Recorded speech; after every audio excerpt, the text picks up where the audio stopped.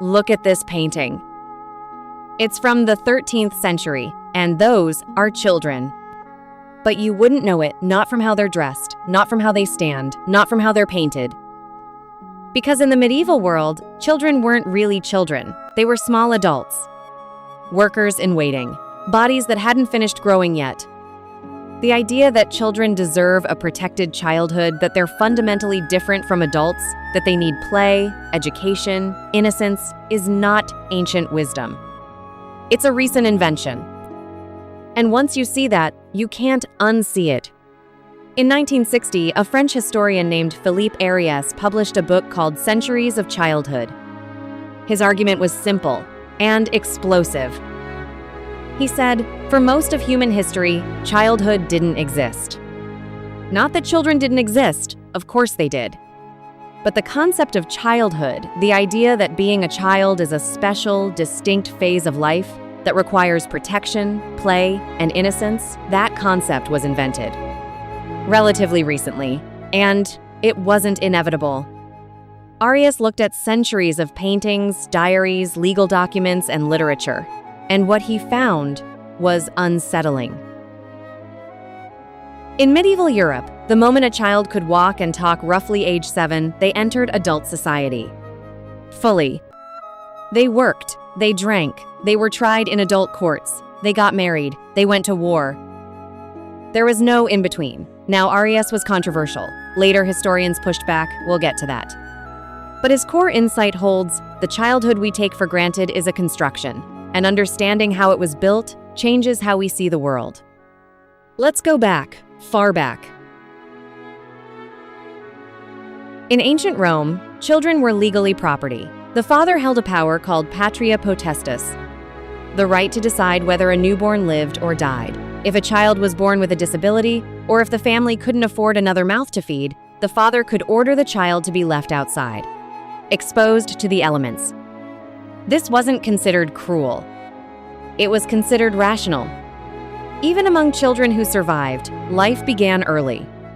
Roman boys from wealthy families started formal education at age 7, but poor children started working at the same age. By 12 or 13, they were considered adults in law, in labor, in marriage.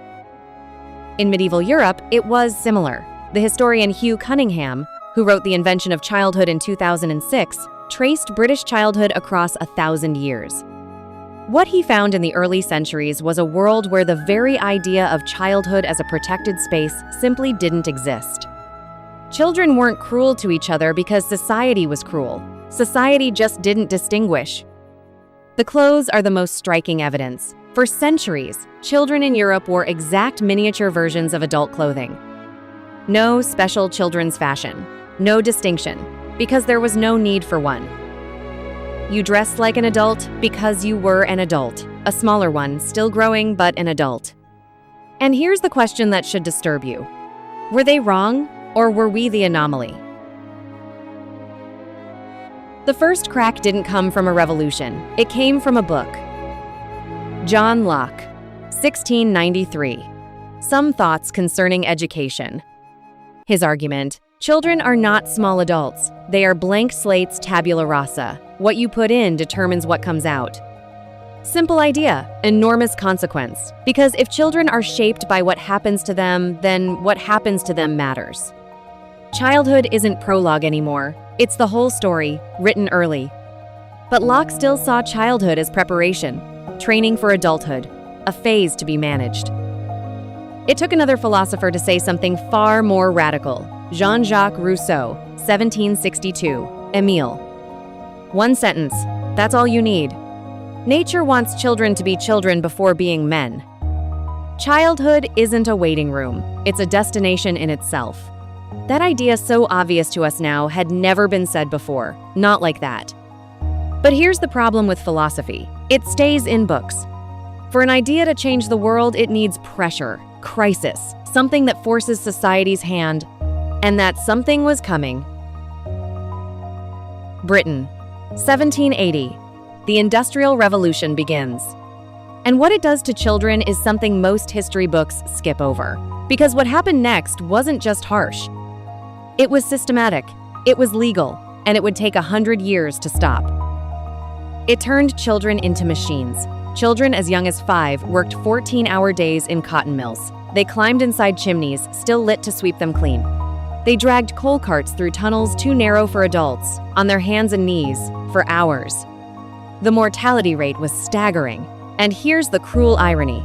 This was legal, encouraged, because children were workers. They always had been. The Industrial Revolution just scaled it up. But something shifted. For the first time in history, large numbers of middle-class people with enough distance from poverty to be appalled, could see what was happening to children. And they were horrified. The reform movement that followed was slow and bitterly fought. Factory owners argued that child labor was necessary, that families depended on the income, that children were built for it. But reformers had something more powerful: public outrage. In 1833, Britain passed the Factory Act, the first law to meaningfully limit child labor. Children under 9 could no longer work in textile factories. Children under 13 could work no more than 9 hours a day, 9 hours a day, for a child. That was the reform. Compulsory education came next. In 1870, Britain made schooling mandatory for children up to age 10. The logic was partly humanitarian, but also political. An educated workforce was a more productive one. Either way, for the first time, there was a space in a child's day that didn't belong to work. It belonged to childhood.